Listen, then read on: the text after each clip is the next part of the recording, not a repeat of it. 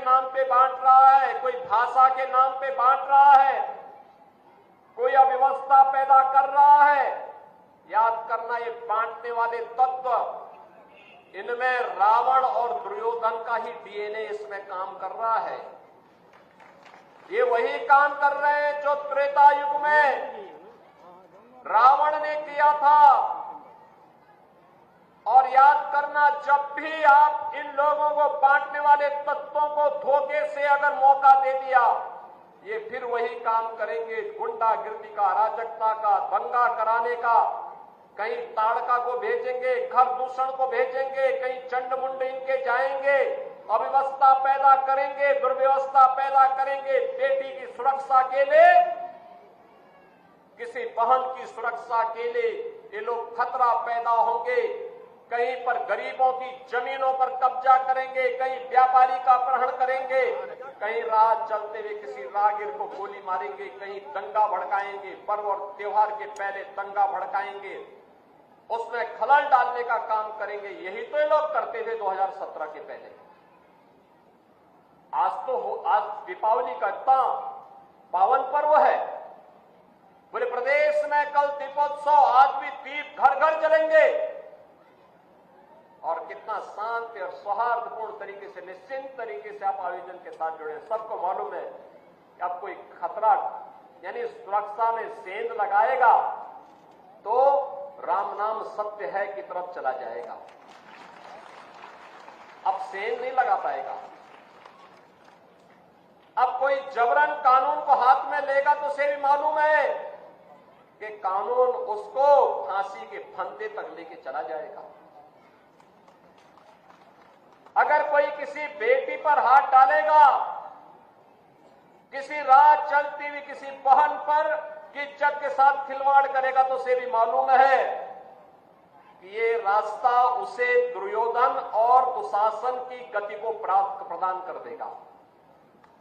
रावण और कुंभकर्ण की तरह ही उसकी भी दुर्गति कर देगा।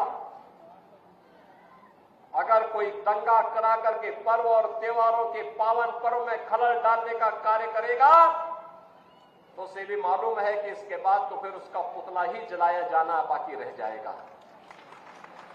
और इसीलिए जब यह गारंटी सरकार ने दी है सुरक्षा की, बिना भेदभाव के सबको सुरक्षा, सबका सम्मान, सबका विकास, सबकी समृद्धि, सुरक्षित माहौल में ही समृद्धि के अवसर बनते हैं। एक सुरक्षित माहौल में ही उज्जवल भविष्य की परिकल्पना को साकार किया जा सकता है। और उसी को साकार करने के लिए हम बार बार इस वन्य गांवों में आते हैं। सनातन धर्म और भारत एक दूसरे के पूरक हैं। सनातन धर्म मजबूत होगा तो भारत मजबूत होगा, भारत मजबूत होगा तो सनातन धर्म मजबूत होगा। अगर इनमें से कोई भी कमजोर होता है तो मान के चलिए दोनों कमजोर होते हैं।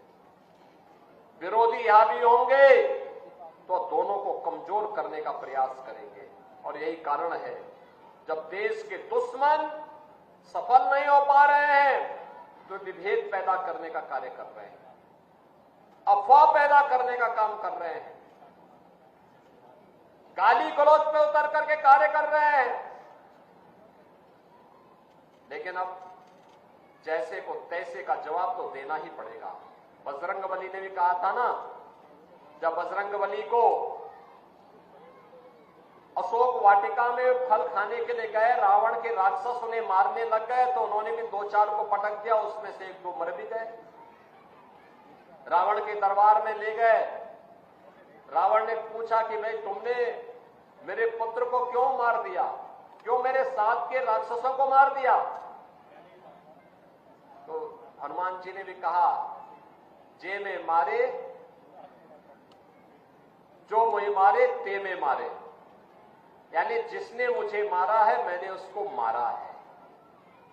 वो बेवजह मैं फल खा रहा था, अरे फल तो प्रकृति के द्वारा दिया गया, मैं उसको खा रहा था, भूख लगी थी, वो मुझे मारने लग गए, पत्थर मारने लग गए, तो जो पत्थर मारते थे मैंने भी उसको मार दिया। परिणाम क्या हुआ, वही मर गए, मैं जीवित हूं। आपके सामने हो। अब अगर आप भी कुछ करना चाहेंगे तो इसके बाद आगे भी होगा। तो रावण ने कहा कि मैं इसको पूंछ पे आग लगा दूं।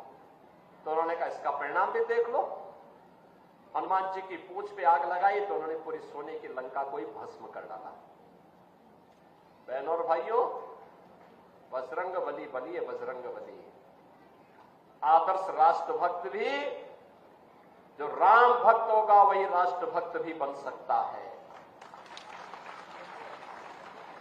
और दुश्मन को दुश्मन की भाषा में जवाब भी दे सके। जो देश का दुश्मन है वो हमारा मित्र नहीं हो सकता, कभी नहीं हो सकता। देश का दुश्मन हम सबका दुश्मन है और यह संकल्प हम सबका दीपावली के पर्व पे होना चाहिए। अगर आप ये खबर फेसबुक पर देख रहे हैं तो वीडियो को लाइक करके पेज को फॉलो करें। इसके अलावा अगर आप इस खबर से यूट्यूब के जरिए जुड़े हैं तो चैनल को सब्सक्राइब करके बेल आइकन दबाना बिल्कुल ना भूलें। नमस्कार।